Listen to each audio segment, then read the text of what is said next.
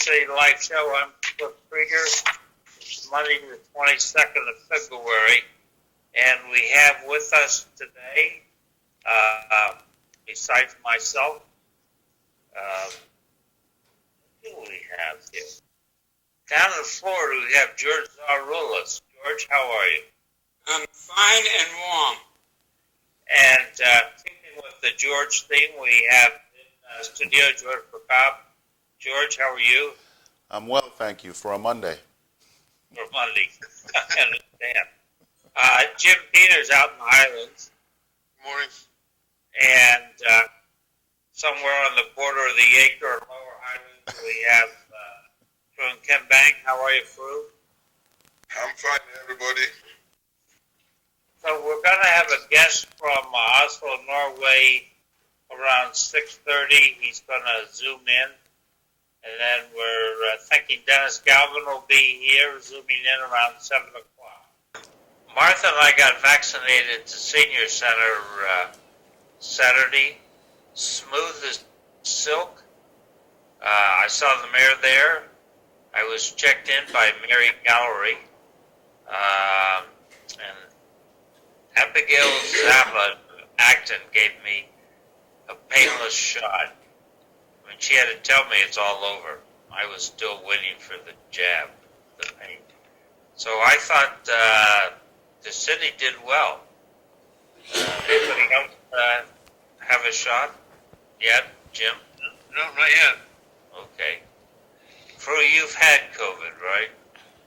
Yes, I'll be having the second shot this week. Oh, okay. I want to jump over to Oslo, where we have Derek Agmore, and that how your name is spelled, Derek? Well, I'm doing good, thank you. Yeah, okay. Yeah. How long have you lived in Oslo? Almost nearly 21 years, I would say that.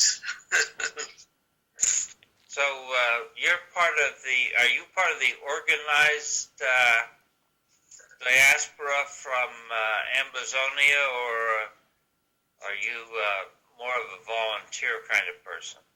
Exactly, I'm part of it, and I'm one of the senior advisor of this revolution. Ah. Yeah. So when was the last time you were back in Cameroon? Well, I lived in Norway for quite some time before going back to Cameroon. From 2000, I went back to Cameroon. That was 2016, and I came back two months before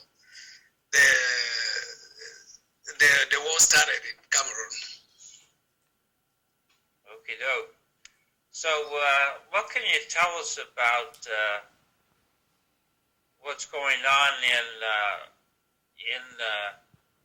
southern Cameroon?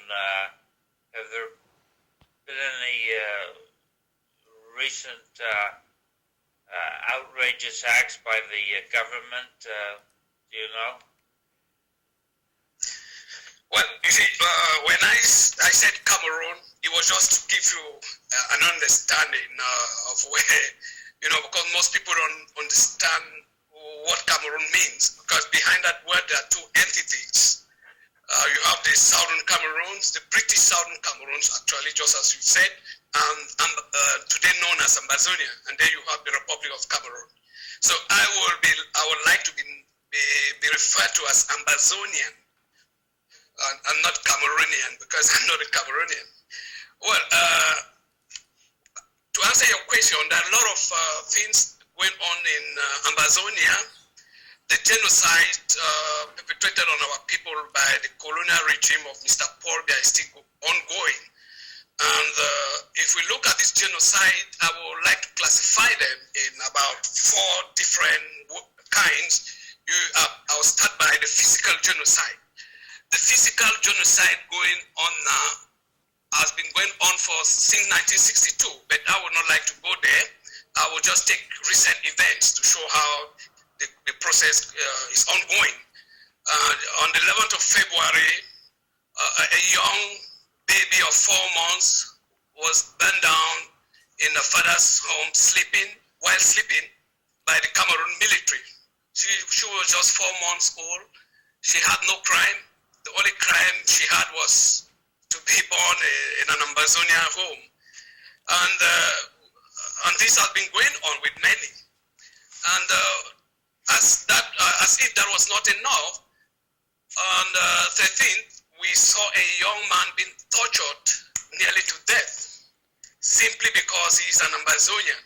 And the military got information that his brother was one of the foot soldiers of our revolution. So they decided to inflict pains on him.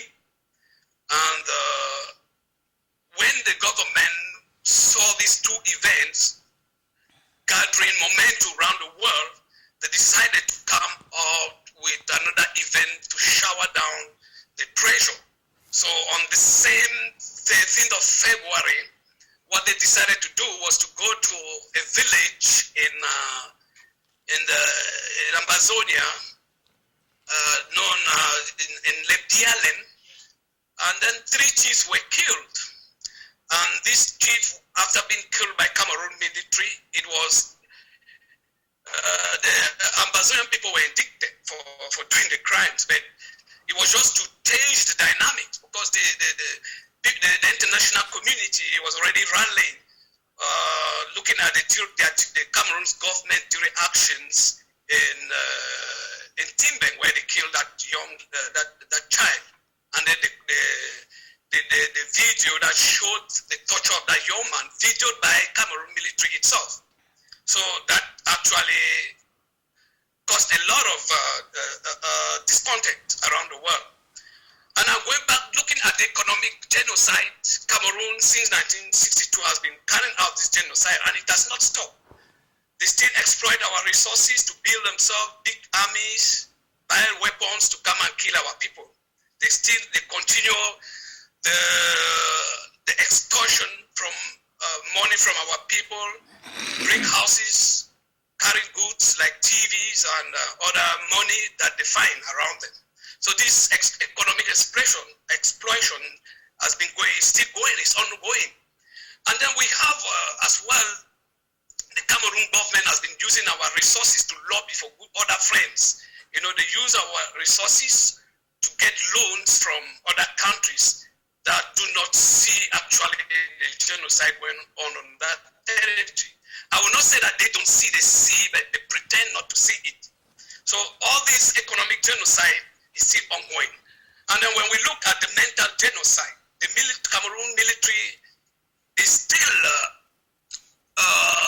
Cameroon government is still deploying thousands and thousands of military into our territory. And with just one objective, they are going there with the license to kill anybody who wants to resist. And that's why they do what they do, and they believe that nobody can stop them from that. So they want to keep our people silent. They want them to accept the current status they have now, which is that of a slave. And our people are saying no. We have risen to fall no more. So we are working hard to see that comes to an end. And if we go to the political genocide, you will find Cameroon government still implementing what they have been doing from 1962, which actually is the complete annexation of our territory. We should understand that this war of Ambazonia is based on the fact that Cameroon annexed our territory. And as an annexed territory, they are trying to implement their policies in our territory. And we have denied that for more than 59 years now. And because we denied it, and our people went out on 22nd September 2017 and 1st October 2017, the Cameroon government decided now to declare war on our people, to finally annex us, which we rejected. So those are some of the events that are going on in Ambazonia, and we are working hard to bring an end to them. What's happening on the international political front? Are you getting any support from the European Union, or does France prevent that from happening? Well, what we have received so far are just verbal support. Verbal support because when war was declared on us, we were able to organize ourselves to pursue three things. That was internationalizing our struggle, encouraging self-defense, and then we are as well working on organizing ourselves on how to take back our country and governing it. Now, when we have not received much support, apart from verbal support and other certain resolutions given by other countries.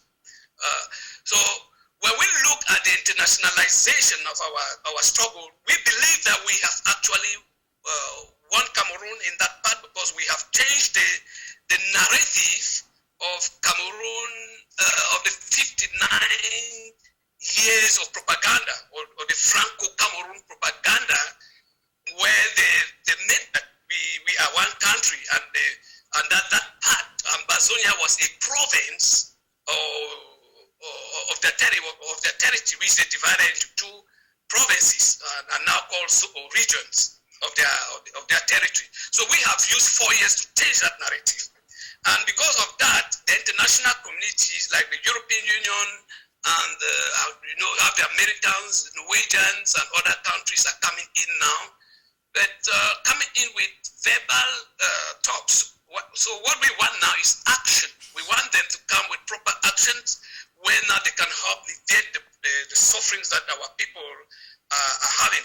And that is why I am very pleased with the people of Lowell for the good job your city council is doing. I thank Mr. Kimbe for that marvelous job. Because it's part of internationalizing our struggle, and that's why I'm here to plead on the Americans that it's time to react. It's time to carry actions, because Cameroon, like any other invader, would never leave an annexed territory without being forced to do so. Cameroon must be forced to do that. And if there is any person who believes in human rights, if there is any person out there who believes in those who value the life of those that young baby girl that was burned down, of the old mothers who are burning our villages, our refugees, it is time for them not to give just verbal talks, but to come out the prevention. Because we believe that there will not be any proper negotiation now with Cameroon. Cameroon is not ready to negotiate. They are prepared to fight this war for the next 30 years. And that's why we are also putting in place measures to resist Cameroon for the next 30 years. But notwithstanding, we are looking at the life of our people that are being lost every day. So that's why we are calling on the international community to come in and help create a buffer zone or a corridor where humanitarian help can now easily reach our people. So that is what we are doing now in the part of internationalization, and we are receiving a lot of help from the Norwegian Refugee Council. They have an office there now in Cameroon, and then they have one in Ambazonia where now they coordinate humanitarian activities. And we have also resolution from the American government, the reaction of the Joe Biden administration. And we see that the impact of the Lowell City Council is reaching out, is actually positive, and other members. So we encourage that, and we thank you for what you are doing. And now when it comes to our self-defense, we have a question from part of the panel, Derek. Yeah. Let me see if I can squeeze him in, and then we'll talk about self-defense. Yeah. John? Yeah. What time is it over there in Oslo? What time is it? Oh yeah. It's a 6-hour difference. That is, I think we have 6 hours difference. Now it's 12:44 in Oslo. Yeah. Okay, now, Central Europe. in Oslo, Yeah. are the kids going to school or are they still staying home? Come again, please. Are the children going to school physically? In Norway? Yeah, Correct. please. In Norway, children go to school. Okay. Are you locked down? You can't go out of the house? There's some people who do work in the house. Like in my institution, most people work now. They have home offices. But with some of us, we use our hands to work, so you have to be at work. Now, when you go out to the store to buy food, do you wear a mask? Do people in the store wear a mask in Oslo?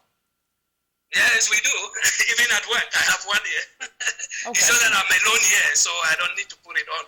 Now back to Ambazonian. Okay, I get a email once a week from this guy, and he wants to know these questions. Okay, why did the country abandon Victoria Lambie Seaport? You got any idea why the country abandoned this seaport? Why did the country close down the Cameroon Bank? You got any words on those two? He sent me like 6 things, but we don't have the time. Come to check your chat mail. Yeah. Please, I understand you. You're asking a question about the seaport of Limbe, is it? Yeah, the government shut it down. Why? Yeah. Well, it's part of the economic genocide, as I was saying. The main aim was to kill down our economy so that we will not be viable to resist them whenever we want to do that. And that actually hampered our economy. They run down everything in a way that our people could not resist it. And like any other, like most dictators, they impoverish the people in order not to get resistance. So by closing that seaport, they were wiping out actually our history and our economy. Okay, how about the bank? The bank system is part of it. It was transferred, in those days, the Ambazonian Bank, we call it Ambazonia, or we call it the Cameroons with S. The Cameroons Bank was more viable than the French Cameroons Bank. So what happened was that after the annexation of our territory, these banks were now moved from our territory to French Cameroon. And that's how they did with most of our economic institutions and even political institutions. Some of them were transferred to French Cameroon. And to add to that, John, you talked about Victoria, even though they changed the name to Limbe. Victoria is a natural seaport, easy to maintain. So they closed the natural seaport and opened a seaport that which is on their zone in the French Cameroon, which needs a lot of maintenance. It's always blocked by sand. And when you talk about the bank, actually we had a Cameroon bank which was very flourishing. If you could see the relationship between Ambazonia, English-speaking Cameroon, and America was very, very solid, and even with Massachusetts, because President Kennedy sent trucks in the 60s and also sent the Peace Corps and developed high schools in Ambazonia. Did you say President Kennedy? President Kennedy. That's a long time ago. Yeah. Rick, Derek, Yeah. how are you using the internet, the World Wide Web, to try and get more people supporting your cause? Well, we have actually mobilized ourselves in groups. What we did is that we informed every Ambazonian that we made them understand that they are the ambassadors of Ambazonia in every country where they are. So where we are using Twitter to contact the world, we are using Facebook, we are using YouTube. We are using emails to communicate, and even Zoom, like what I'm doing now. So those are the quickest way we are doing now. And that has helped us to bring our problem out to the world as compared to the past. Well, that's good. Do you, just closing this out real quick, what do you see in the immediate future that you're going to do? Well, what we are doing, we hope that we are going to be able to resist Cameroon, and that the world will come to our support and put an end to this problem, to this genocide going on. And we see an Ambazonia where we can now live together as free people around the world. People can come and invest in our country. We can go to theirs. We can share opinions freely, and even work with Cameroon. Why not? Although they have killed our people, our aim is to see the Gulf of Guinea be stabilized so that there will be international peace. So we will play a major part in maintaining international peace once our people are supported and our country is stabilized and we get back our sovereignty. We've got our fingers crossed for you. I really appreciate you phoning in from Oslo, and I wish you the best of luck. Thank you, sir. Thank you, and thank you for offering me this opportunity to say something about Ambazonia. And I hope when our country is free, I would like to see the people of Wale in Bamenda, because it's your sister council. Thank you. Thank you. Bye-bye. Bye. Fru, you want to make some closing comments, and then we'll go to Dominic. Well, yes, thank you very much. And I just want to echo that the relationship, the strong ties between the state of Massachusetts and the U.S. with the Southern Cameroon. In 1960, when 1961, when English Cameroon joined French Cameroon, the president of French Cameroon at that time is Amadou Ahidjo. He used that opportunity to visit the U.S. President Kennedy welcomed him in the White House, and thereafter President Kennedy was sending heavy equipment and sent the Peace Corps to even the school, the college that I did my high school was opened by the Americans. So our second prime minister was very gracious, and there's a video that I sent Cliff whereby he said that President Kennedy supported them, and that supported them him and sent $10 million. Then in the 60s, that was a lot of money.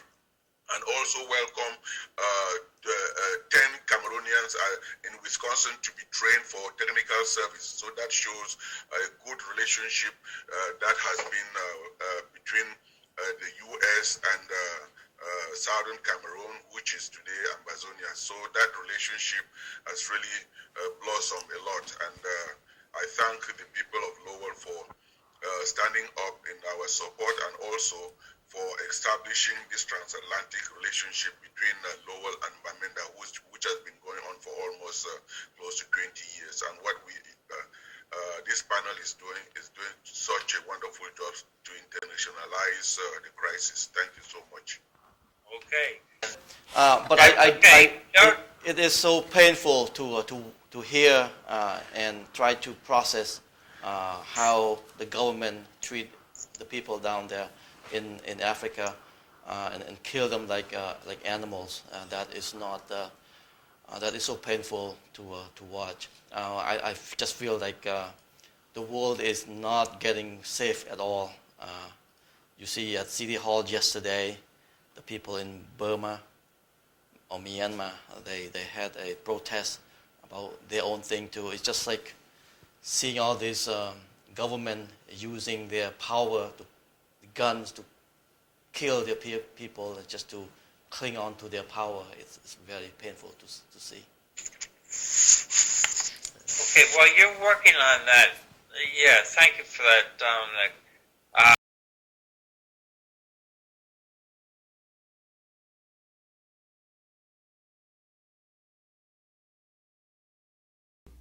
Mr. President, I want to welcome you to the United States and to this Capitol on behalf of the American people. I think all of us living as we do a great many thousands of miles from your own country, having a different history, separated in time and space, are impressed by the effort that you personally have made and your people have made to build a viable and strong economy and country. Mr. President, we're proud to have you as our guest. Monsieur le Président, je suis heureux d'avoir pu répondre à l'aimable invitation que vous m'avez adressée et je vous remercie sincèrement pour les paroles que vous venez de prononcer à l'endroit de mon pays et de ma personne.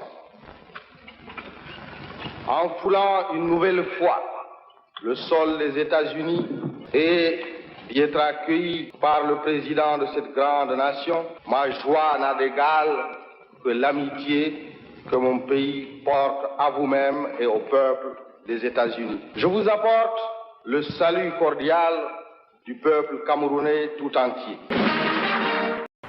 For too long, my country, the wealthiest nation in a continent which is not wealthy, failed to carry out its full responsibilities to its sister republics. We have now accepted that responsibility. In the same way, those who possess wealth and power in poor nations must accept their own responsibility. They must lead the fight for those basic reforms which alone can preserve the fabric of their society. Those who make peaceful revolution impossible will make violent revolution inevitable. You see, the Prime Minister of the Southern Cameroon was going to be in charge of the police, and the army could be national, territorial. I had talked so much about technical education that in the end, a good subsidy from the United States President gave $10 million. That was a big sum of money at that time for technical education. And I told Aejo that I would like the Southern Cameroon to benefit from that $10 million by raising the technical college of Ombe to a higher technical college, an institute, at the beginning one in Bamenda. But Aejo spent all that money on his own side. Instead, downgraded the Ombe Trade Center Technical College to the grade of his own cap. All the heavy equipment left by the British were looted out. Everything was run, and then he transferred all the British trained teachers there. He transferred them to teach secondary school. Then I had sent to the state of Wisconsin 12 teachers to study a few years for the industrial subjects in both primary school and the new colleges which might be built. Then these finished their qualification and came back about 1966. Not one of them was posted in Limbe. So they were made to teach English in other schools. Nothing was mentioned about technical education. The United States sponsored the Peace Corps and the principal who opened the pre-university of caste in the form of higher secondary school. It grew so rapidly and got the CDC very good rate. Their successes in the GCE advanced, especially their scientific knowledge, was high. Aejo and the rest, detected that and started dwarfing them in the Polytechnic of Yaoundé. I noted that Aejo wanted to dwarf Southern Cameroon as far as School of Technology was concerned. They wanted to dwarf Southern Cameroon from any technical rising. They had found our scientific knowledge high, our secondary school organization high. Senator Ed Markey said something which I thought maybe we could try and dissect and understand. Said that Ed Markey said racial justice should be the first priority in vaccinating Americans. What's he trying to get at? I have no idea. Black people should get it first. Well, what about American Indians? Well, my take on the whole thing is black people, from what I've listened to, I have done zero research but listened to the radio in the car. Black people are much more susceptible to COVID than white people. That's just my take. I'm an undertaker, not a doctor. I don't believe so. I understand. I think we did discuss that earlier, that it's as a result of economic reasons. That what is this, that when they talk about race, racial distinct, people refer only to blacks. You have the American Indians, you have the Latinos, and you have the all. I think it does us a disservice when they mention a question like race. People's antenna already think that they are talking about black people. That's not fair. That word race doesn't mean black. Hey, you know what? I think that we also talked here that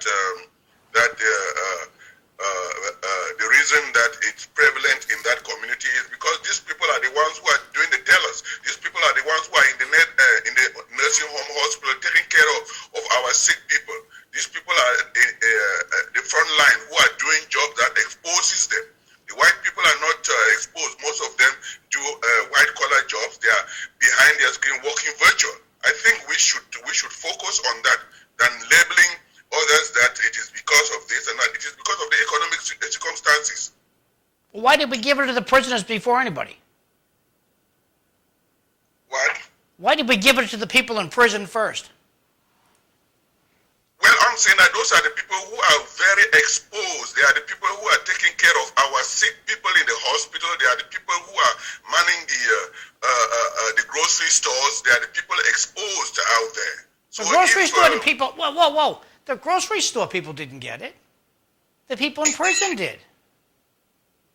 No, I'm saying that if Senator Mackey said that they should give it to these other people, it means that these are the most people who are exposed, who does the job that those who have money and those the white collar jobs, they are behind the screens and behind in their rooms working virtually.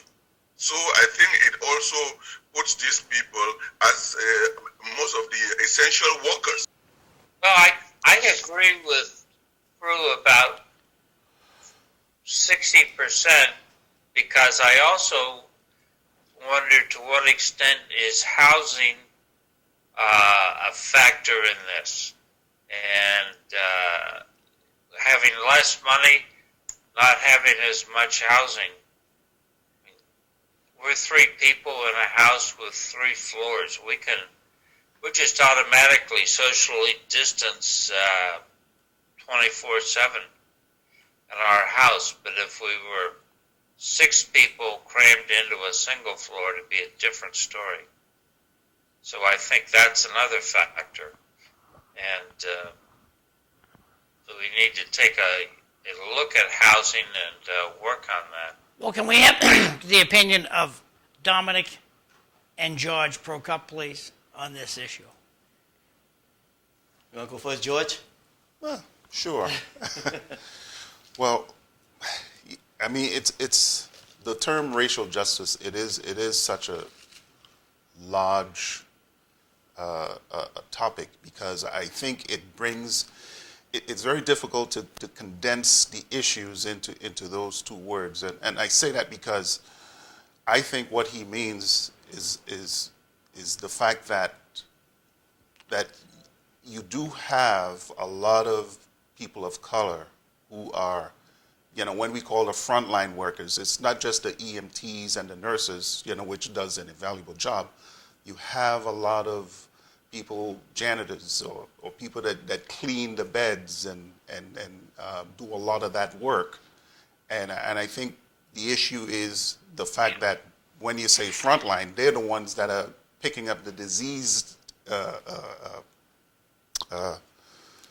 things that are, when it's done. And they're the last ones that you look for to give the vaccine. And I think that is part of the injustice is what people are trying to call. With respect to real estate, as you mentioned, Cliff, all of that plays a part of it because it's the injustices in real estate, it's the injustices in healthcare, it's the injustices in the workplace, where you tend to get people of color in the lower positions, and they are again doing the most difficult work, but they are always the last ones, to get, any type of help. Okay.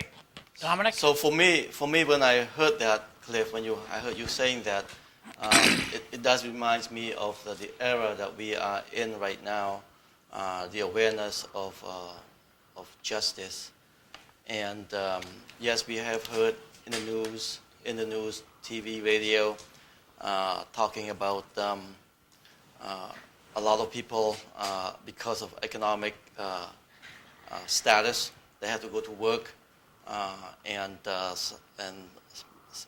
some of them complain that they're not being treated equally in terms of getting vaccinated. So Ed Markey, as a smart politician as he is, he took the opportunity to say something that keep you aware that we need to treat everybody equal, or treat everybody fair. So that's how I see it when I heard you saying that, Cliff. Can I add something, Cliff, to what Dominic says, which is it's a very good point, because when people of color talk about racial injustice, it's usually ignored. And I think when you have someone else talk about racial justice, that's when I think people pay attention. So yes, Ed Markey made a very wise and strategic move. But if people really want to address the uncomfortable fact that there is racial injustice, then other people need to have that discussion as well. Okay. And we'll delve into that subject in the future, George, when we have you and Fru and Dominic back on. We'll introduce our next guest. So, as a former state policeman, what's going on with police reform and with reform of the state police in particular? Well, that's a very good question, and a lot of it is tied to the governor.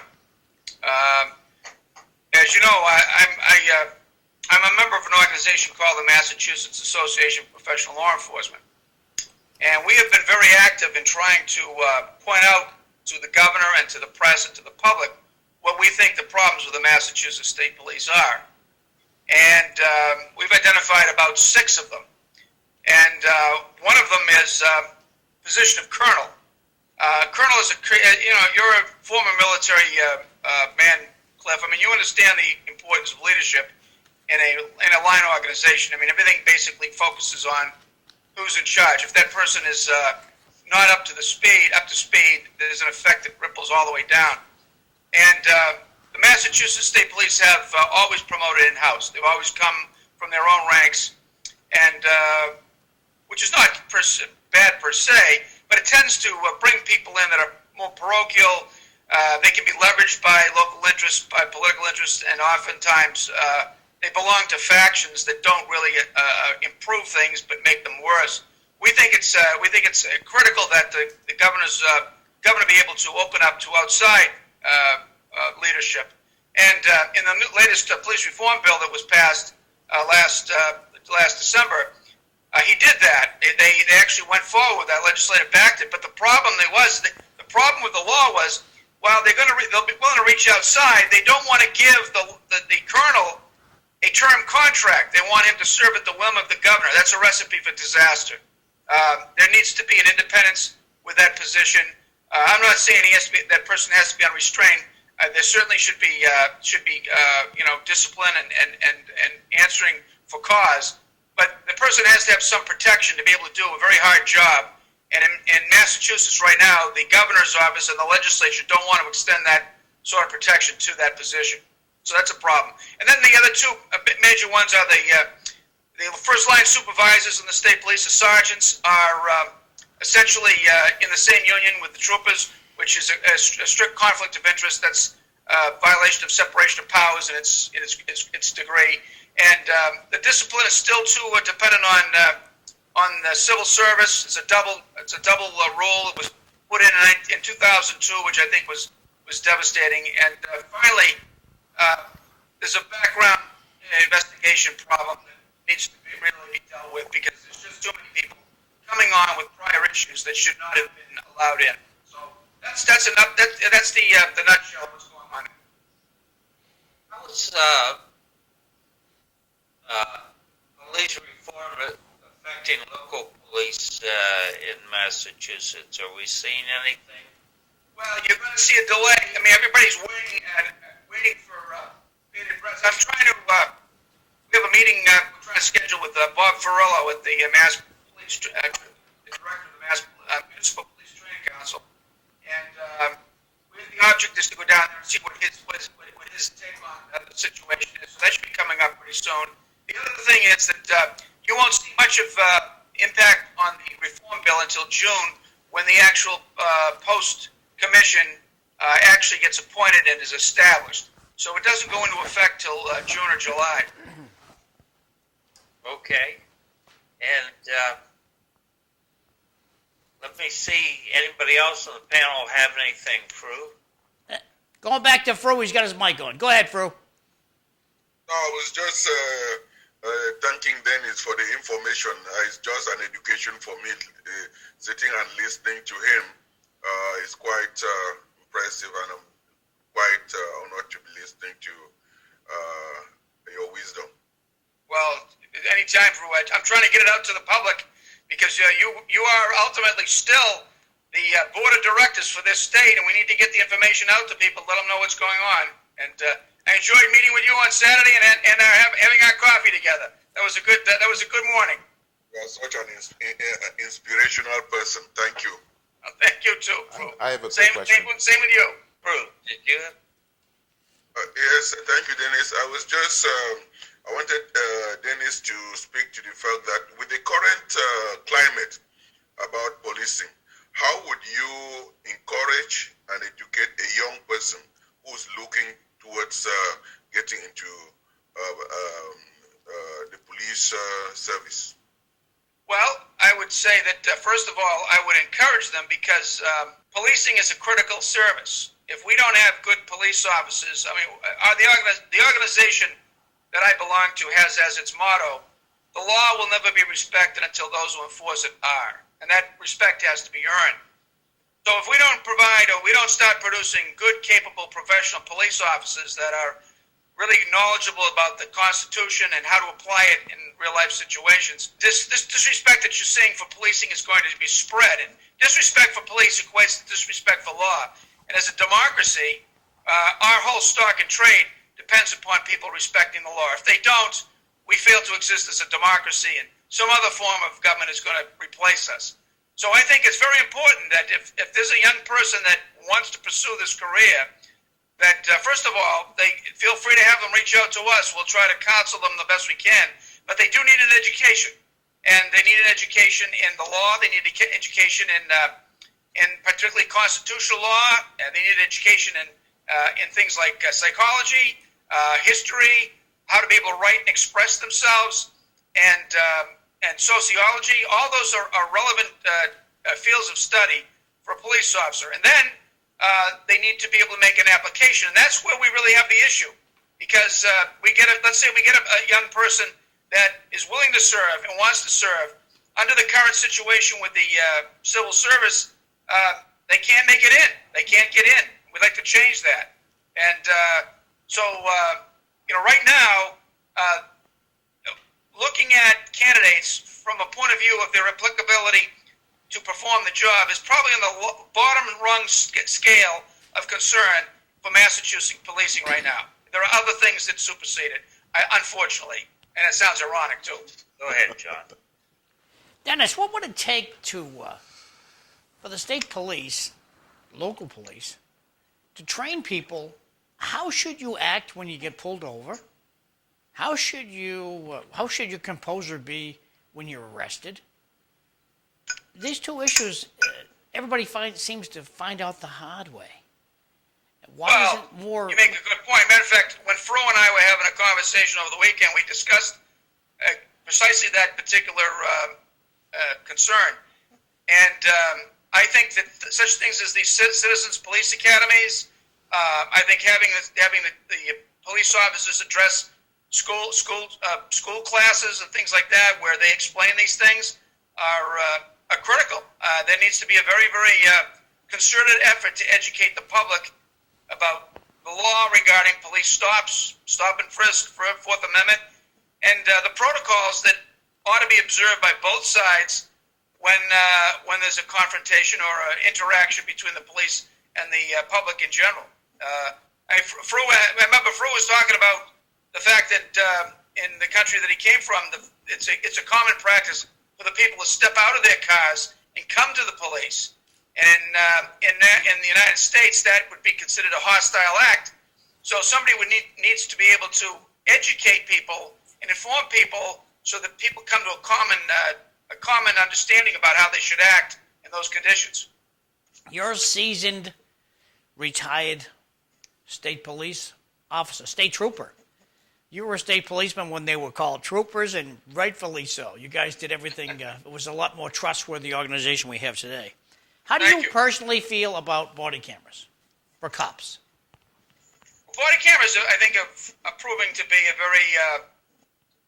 very important tool. I think that the best thing about body cams that I can see is that they're highlighting what the police officers are actually facing in their work environments. I mean, they document the insults, the aggravations, the threats, sometimes the assaults.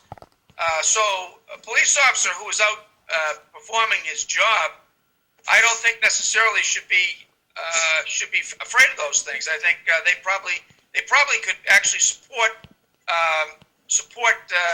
his conduct if he's doing it lawfully. So I think body cameras have proved to be a very useful tool. You've noticed that a lot of the clamor for body cameras has died down because of the fact that they've been used to support police actions. And those who are not particularly fans of policing have seemed to have moved on to something else. But I have no issues with body cams. Fru, you had a question, Fru? Yeah, I was just listening to Dennis. What a great conversation. And as a citizen, an average citizen, and I always hear most other people complain that, there is no accountability within the police officer. How are police held up to their actions? I mean, well, first of all, there's no such thing as an average citizen. Every citizen is important. And we serve the citizens. That's what policing is supposed to do. So accountability in policing is the $1,000 question, right? On paper, the first line supervisor should have a relationship with the officers that are working under him. There should be there should be a span of control that's reasonable, which means a span of control of officers under a supervisor where the supervisor can comfortably interact with them and determine what they're doing and evaluate what they're doing. Reporting is an important thing. How the officer reports the performance is a very important thing. Counseling, the type of training they're getting, the type of interactions. Between all those things, a good street line supervisor, and I served in that capacity for many years, should have a very, very good handle and feel for what his personnel or her personnel are doing out in the field.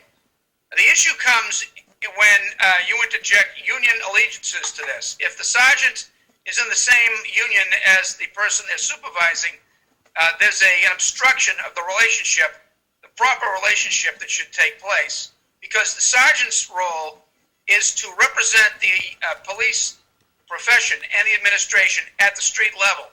And that's the first level of accountability. And then it just builds from there.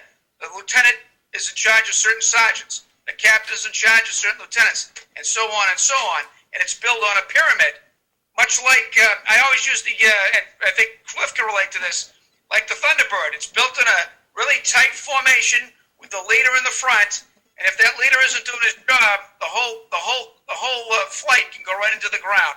And that happens too often than not in policing. So I've been hearing the defund the police line, but what's the story? Does anybody have an alternative? That's being faded. That's faded out fast. Even the president has kind of done the moonwalk away from that one. He doesn't want to touch that one. That's now in that particular defund. From what I can see, my opinion only is remains in the bulwark of some very radical viewpoints. I don't think it's a mainstream view anymore. Okay. What about the 6th January Occupy Capitol Hill episode? I've got a friend who is a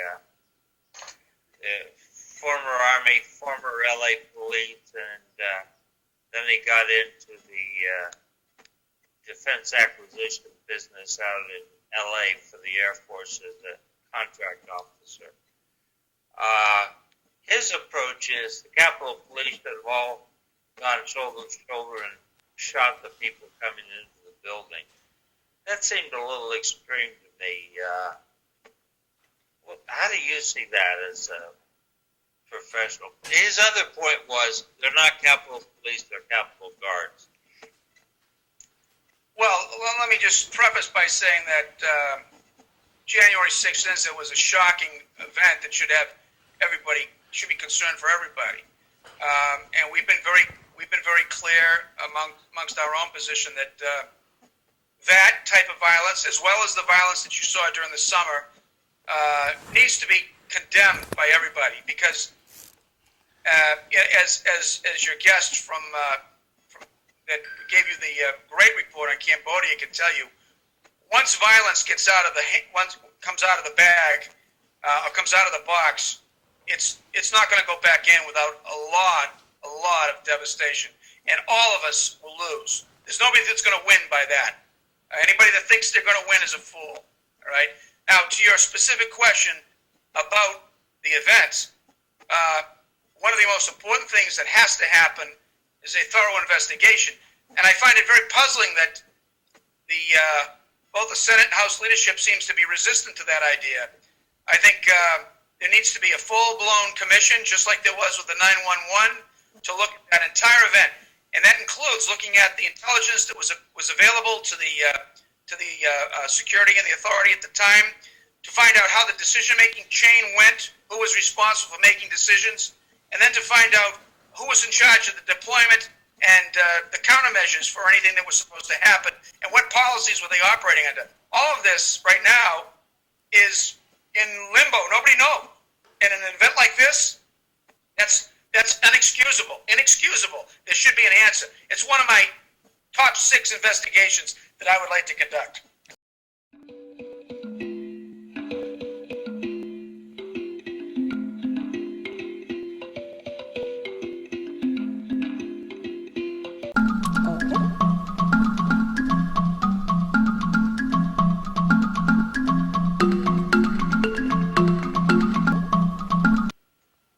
George, Proko, you had a question?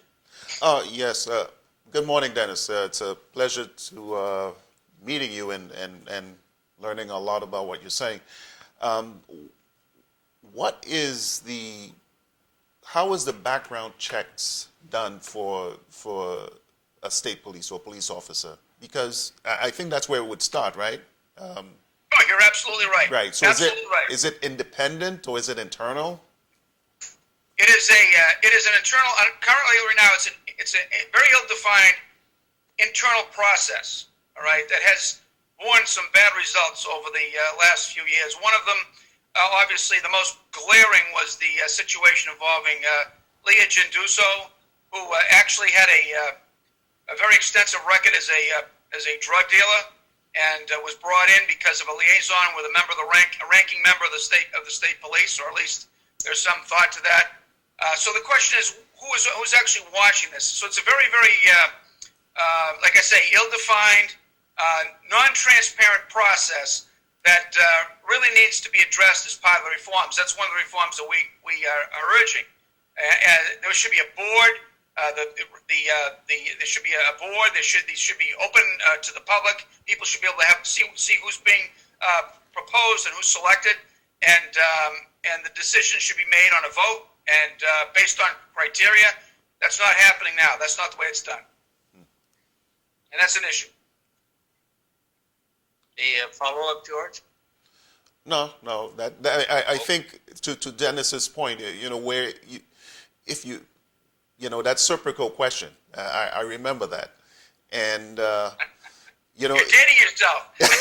I know.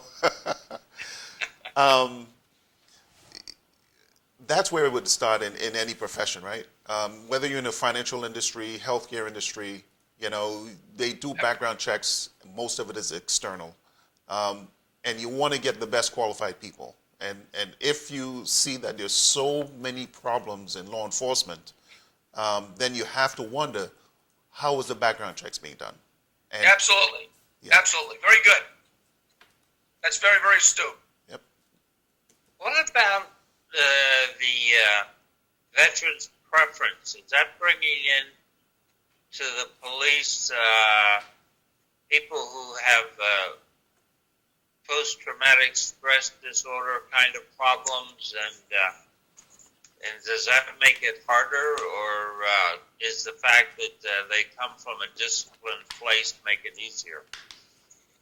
Well, it's a very interesting question. That certainly was the claim from the officer that had been charged with the sexual exposure at Gillette Stadium. That was his defense, that he had suffered from post-traumatic stress. And as far as the veterans' preference is concerned, I mean the veterans. I don't think per se a veteran status is problematic. I think there's some benefits that can be accrued. The question is, how much value do you place on that with regard to the selection? For example, in local law enforcement today in Massachusetts, veterans are given absolute preference. That means if they're competing, if a member of a former military person is competing with a non-military person, despite the qualifications that the non-military person might have, the veteran gets absolute preference over the non-military or the non-veteran. And that's problematic, because what happens is we exclude a lot of good people that could make good police officers, and that's something that we believe needs to be looked at. There's no question that certain aspects of military training have bearing on policing. The question is, to what extent does it? And the other point that you raise, if a person has been harmed and has had emotional impacts as a result of experiencing conflict, what are those impacts, and how can those impacts affect their ability to perform as a police officer? Those are hard questions that have to be asked.